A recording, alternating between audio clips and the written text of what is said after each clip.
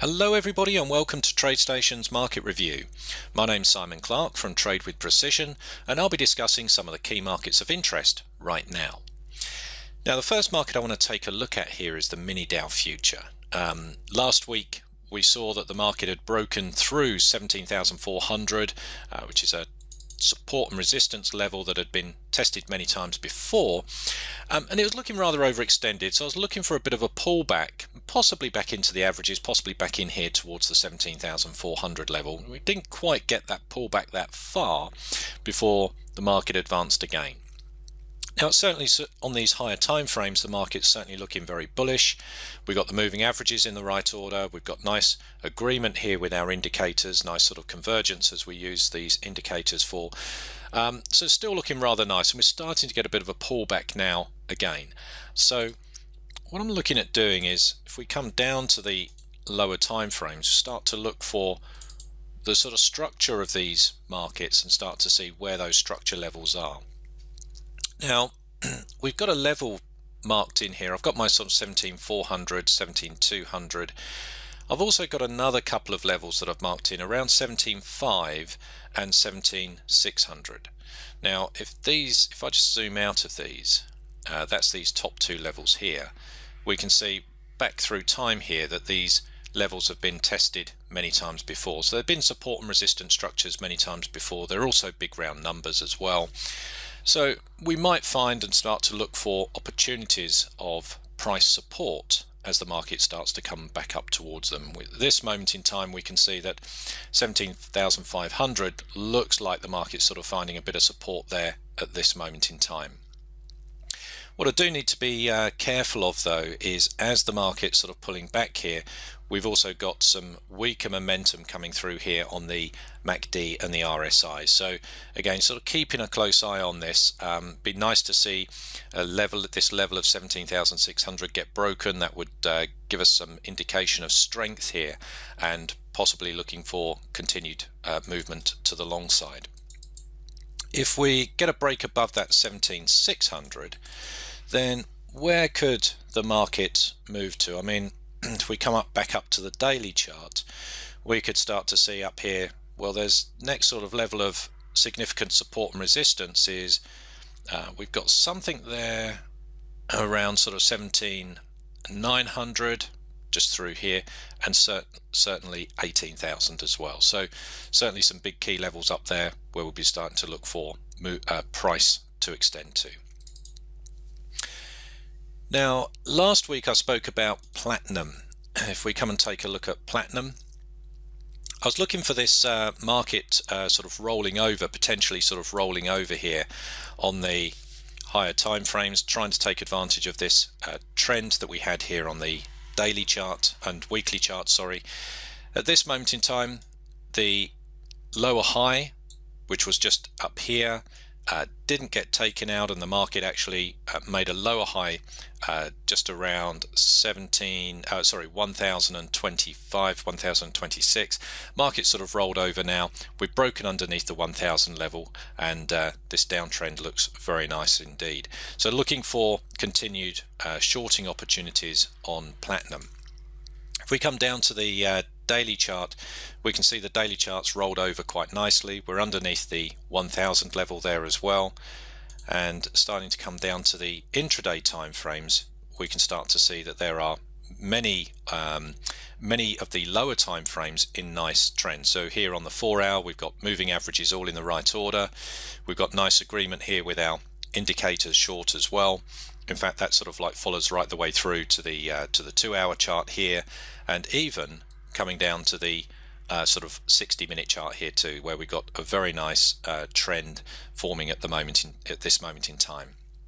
So again, looking for trend flow trading opportunities on these trends on platinum. The other markets, let's take a look at a couple of currency pairs. Now the ones that I'm keeping a close eye on today here is the Great British Pound against the yen and the Swissy. If we take a look at the Great British Pound against the yen first of all, and I've spoken about this market a few times over the past few weeks and even months. I like this monthly chart. We can see that the monthly chart, we've had this bullish candle here forming last month in the right there in the buy zone in between the 10 and the 20 period moving average. We can see how consistent that has been going back for a few years now, and at this moment in time we're just starting to get a break above the high of that bullish candle. So again, monthly chart, well, potentially looking for the monthly chart to continue, in which case we've got quite a lot of movement, potential movement to the upside. If we come to the weekly chart, we can see weekly chart is now started to find support here around the 180 level, and we're starting to get some nice bullish momentum long above that level at this moment in time, and that now starts to become evident here on the daily.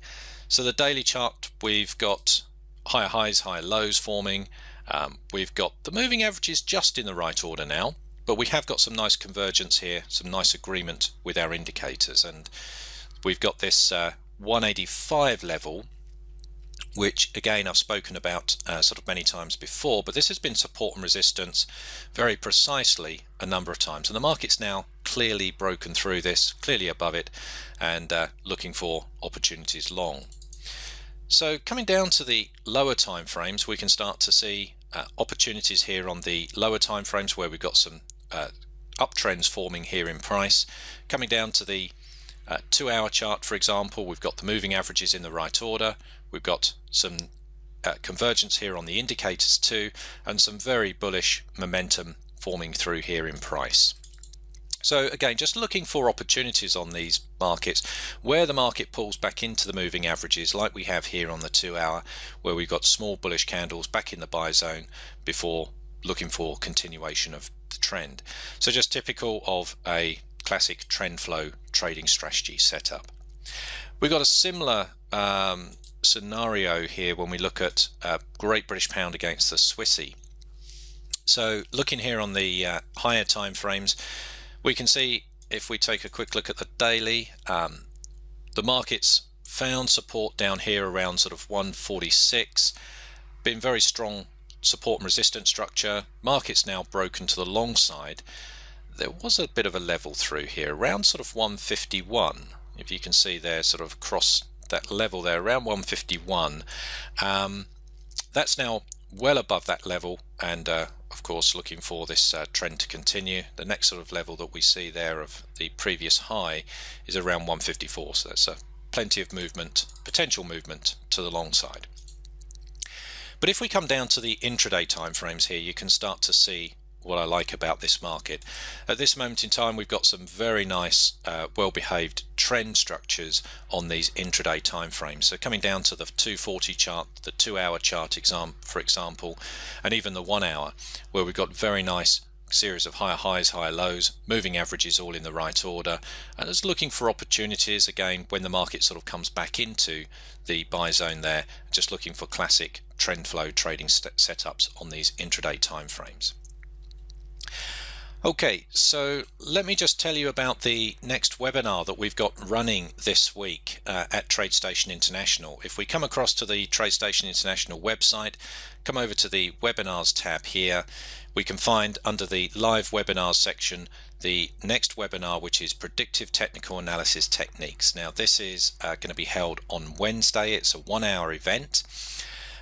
You can click through here and you can actually register to join this session if you wish to join. It's completely free of charge to join, of course. This session we're going to be looking at a number of different techniques that we use to be able to read price action and to be able to understand the strength of momentum contained within those trend structures. So as you've seen, we do tend to use a lot of technical techniques in our own way, our own modern way of using those, and we share some of these through this webinar. So look forward to speaking to you on the webinar, and hope you find it useful. Look forward to speaking to you then. Bye for now.